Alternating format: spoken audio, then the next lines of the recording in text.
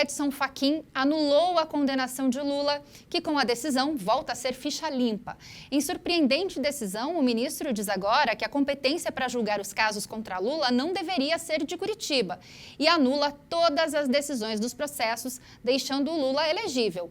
Nós vamos entender um pouco mais sobre essa decisão com o advogado criminalista e professor da IBMEC, João Paulo Martinelli. Acompanhe a entrevista. Doutor, então vamos falar um pouquinho sobre essa anulação, né, das condenações do Lula. O que isso significa de verdade, na prática, para que as pessoas em casa entendam? Bom, na prática significa que o ministro Fachin não decidiu sobre o mérito. Então, ele não absolveu, né, nem condenou, simplesmente disse que tudo que foi realizado até agora é nulo e que deve começar de novo. Então, os processos devem começar de novo porque o juiz, né, que levou o processo inteiro não era o juiz da causa, não era o juiz que deveria ter conduzido.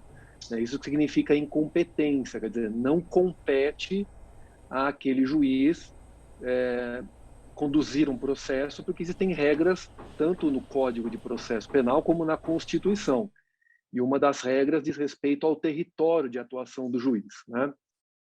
Outra consequência é que, com a nulidade de todos os atos decisórios, né, da primeira instância, tudo que vem depois também é anulado, porque acaba sendo tudo fica contaminado por cadeia, né?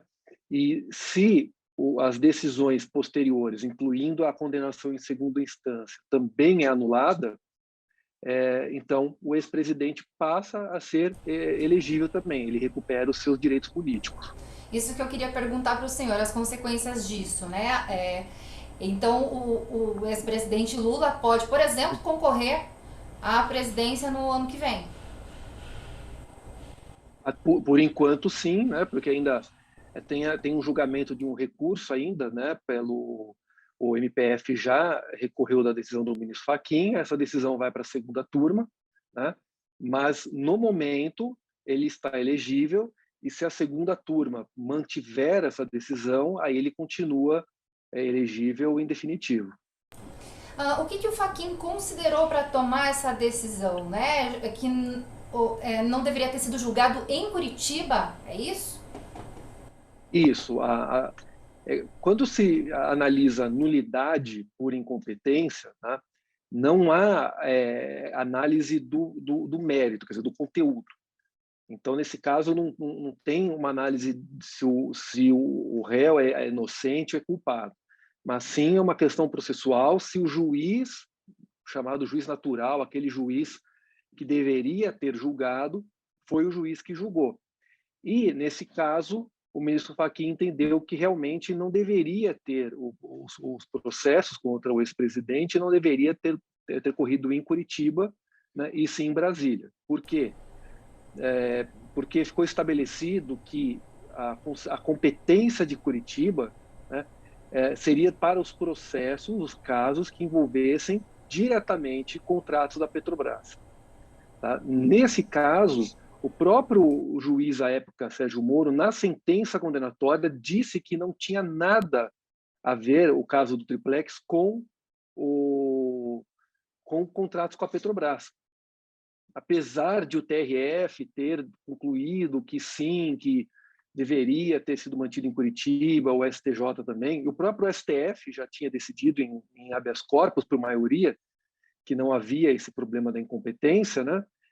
Ontem, o ministro Fachin disse que agora sim há elementos suficientes para decidir pela nulidade. Lembrando que esse pedido de nulidade por incompetência foi feito várias vezes, tá?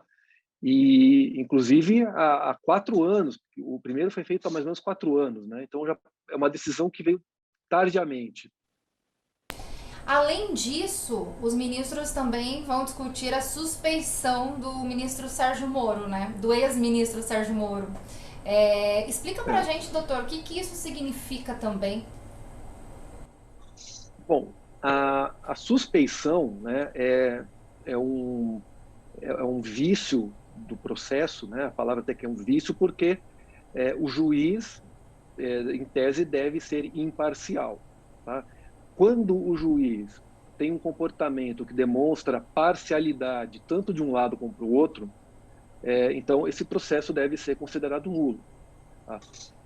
No caso do reconhecimento da parcialidade, os efeitos são até maiores, porque no caso da nulidade, o que acontece? O ato decisório é nulo, quer dizer, o recebimento da denúncia, a sentença é considerada nula, mas as provas produzidas podem ser reaproveitadas. Então, o novo juiz que vai receber, né, em Brasília, ele pode reaproveitar as provas produzidas. No caso da suspeição, né, isso é mais grave, porque o fato de ter reconhecida a suspeição do juiz anula, inclusive, os atos que ele conduziu com a produção de provas, né, porque parte da premissa é que as provas foram produzidas dando um direcionamento para a condenação. Então, aqui as consequências são até maiores. Tá? E o efeito também, isso pode refletir em outros casos também, né, de outras pessoas que foram condenadas no âmbito da Lava Jato pelo juiz considerado suspeito. Tá? Então, esses efeitos podem ser até maiores do que o reconhecimento da nulidade por incompetência. Agora, essas decisões, né, que a gente está vendo aí, elas são comuns, doutor?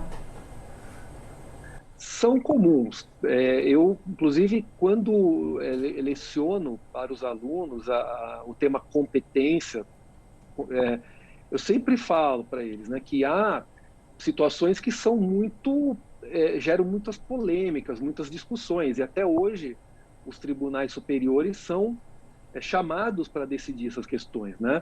Porque aparentemente há casos em que mais de um juiz pode julgar, e aí nessa dúvida, né, os tribunais têm que decidir qual é o juiz correto, né? Então isso é bastante comum, tanto que no caso especificamente da Lava Jato, né, isso foi arguido já no início, né? Isso foi arguido porque havia o que muitos advogados chamavam de competência universal, quer dizer, tudo que tinha relação com as delações em Curitiba automaticamente iam para Curitiba, quando na verdade o fato da delação ter sido homologada em Curitiba não quer dizer necessariamente que os fatos contidos nessa delação devem também ser objeto de processo em Curitiba. Tá? Então isso foi arguido. Chegou o momento em que o STF entendeu que havia necessidade de cisão, como aconteceu que uma parte da Lava Jato foi para o Rio de Janeiro, uma parte grande foi para lá, uma parte menor veio para São Paulo, outra parte menor foi para Brasília, né, porque havia esse entendimento que nem tudo deveria estar em Curitiba. Tá? E agora, com a decisão ontem, isso foi reforçado. O senhor falou que ainda tem um recurso, né, que precisa ser analisado. É justamente isso que eu queria perguntar. Então, essa decisão ela é válida por enquanto, mas ainda existe recurso. Isso, a decisão é válida ainda. Eu vi que ontem mesmo o Ministério Público Federal já entrou com o recurso, né? E esse recurso agora leva essa decisão monocrática, que foi proferida por um único ministro, leva para a segunda turma, onde outros 4 ministros também vão decidir. Tá? Então, há a possibilidade de reversão. Importante dizer que a repercussão que teve nessa decisão se deu por 2 motivos. Primeiro, por se tratar do ex-presidente Lula, né? E o segundo, porque foi uma decisão tardia, né? Era uma decisão que deveria ter sido tomada antes. Estava muito evidente que nem tudo que estava em Curitiba deveria ter ficado lá. E quando o próprio juiz da época, o Sérgio Moro, disse na sentença, né, do caso do Triplex que aquele caso não tinha nada a ver com contratos com a Petrobras, ele foi uma espécie de uma confissão de que ele era o juiz incompetente. Então, a falha foi dos tribunais de não terem reconhecida essa incompetência no tempo correto e esperaram muito tempo para que isso viesse à tona. Quando a gente fala em incompetência, não quer dizer do trabalho do juiz, mas que não era ele quem deveria ter julgado, né? Que ele não tinha competência para julgar o caso. Aí a palavra competência vem de competir, né? Quer dizer, compete a quem, né? Quer dizer, o juiz incompetente quer dizer que ele não compete a ele aquele processo, né? Podemos dizer que é o seguinte, que seria o caso do juiz do lugar errado, quer dizer, não deveria ser aquele juiz, né? O processo deveria estar em outro lugar, em outra cidade, em outra localização da Justiça Federal, né? Podemos dizer assim, porque essas regras são muito rígidas, né?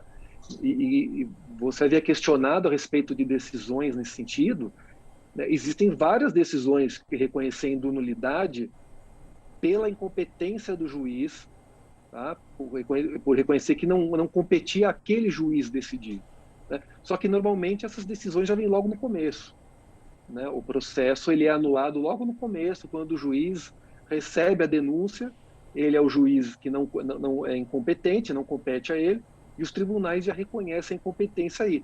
É difícil acontecer o reconhecimento nessa fase, né? Quando o julgamento já passou pela primeira instância, segunda instância e STJ. Aí sim é mais difícil. E essa entrevista especial fica por aqui. Muito obrigada pela sua companhia. Continue ligado na programação do HIT Notícias. Até mais.